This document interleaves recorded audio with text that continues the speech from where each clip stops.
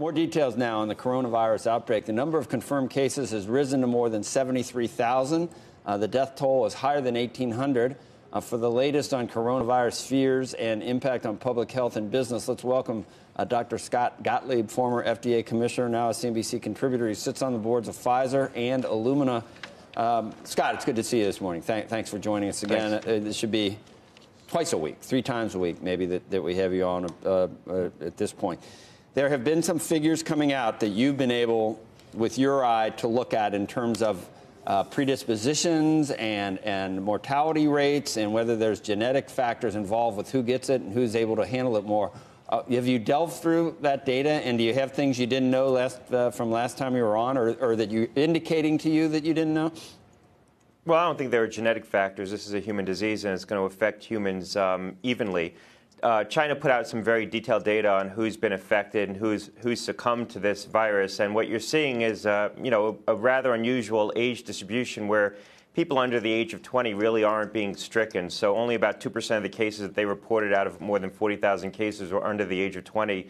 60% were between the ages of 30 and 60. But again, most of the deaths were clustered in those above the age of 60. So it does appear that while older people are succumbing to the virus, a lot of middle-aged people are getting, pretty severe disease or more advanced disease, because China's really only keeping track of people who have significant symptoms. The mild and moderate cases are probably going unreported. So it is unusual to see so few children actually being reported. What you surmise from that is probably a lot more kids are getting sick, but they're getting such mild disease that it's not even getting reported to the authorities. Do you see any slowdown in the rate of spread in the last 3 days that we saw? We were briefly optimistic, and then they changed the method that they were using. But again, was it not as bad over the weekend as we had feared? Are there reasons for hope, Scott, or do we believe what we're hearing? Well, I think, unfortunately, we need to look past China. I mean, we need to pay attention to what's going on in China. There's certainly a lot of suffering there, but we need to look in other nations as well and what's happening there. Singapore seems to be getting control over what was an outbreak in that city-state. But Japan appears to be on the cusp of a large outbreak and maybe epidemic growth in Japan. We need to watch that very closely. They've had a doubling of cases just in the last 4 days.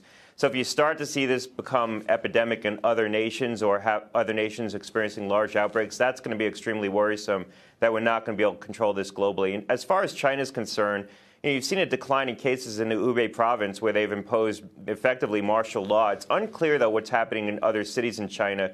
For a while, they were only testing people in other cities who had traveled from Wuhan. So if that's still in place, and since there's no one traveling out of Wuhan anymore because they're all locked up in their house, you'd expect to see the reported cases go down in other China cities. So we really don't know what's happening in China and whether or not there could be epidemics taking root in other cities in China right now. Scott, as you get more information about this disease and where it's going, do you have a sense of how this compares even to other epidemics in the past and even to the flu? I mean, we know in the United States, as many as 60,000 people die from the flu just in the United States. So how is this comparing, and how are we going to look back on this? Are we reacting properly, overreacting, underreacting?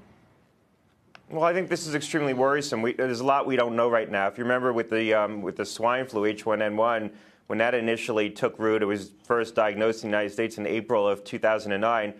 We thought that was going to be very severe. It turned out to be less virulent than we first feared. This one's unclear, and we're going to learn a lot more as we go, but it appears to be the case that this is probably more contagious than seasonal flu and more virulent in terms of its potential to cause death and significant disease. The case fatality rate, how many people succumb to the infection per 1,000, looks like it could be as high as 2, and maybe it's going to settle down maybe at 0.5 once we have all the data in about how much mild and moderate disease there is that's going undetected right now. To give you a basis for comparison, flu is 0.1 to 0.05. So that's significantly higher. If you have, one extra death per 1,000 or maybe more than that, that's pretty significant. And it looks like the number of new infections per infection might be as high as 3 or 4. With flu, it's 1.3 typically with a seasonal flu. So what we call the R0 is 1.3, meaning there's 1.3 new infections for every infection you have. But with coronavirus, it appears to be on the order of 2 or 3. I wonder if you still feel there will be pockets here in the United States, and does the bringing back the Diamond Princess patients, is that something that could exacerbate that or increase the possibility of that, Scott? Well, repatriating Americans won't, because we'll keep good control over those individuals and make sure they get good care. But it does appear that we might have some spread that we're not detecting right now, and we're just implementing a sentinel surveillance system.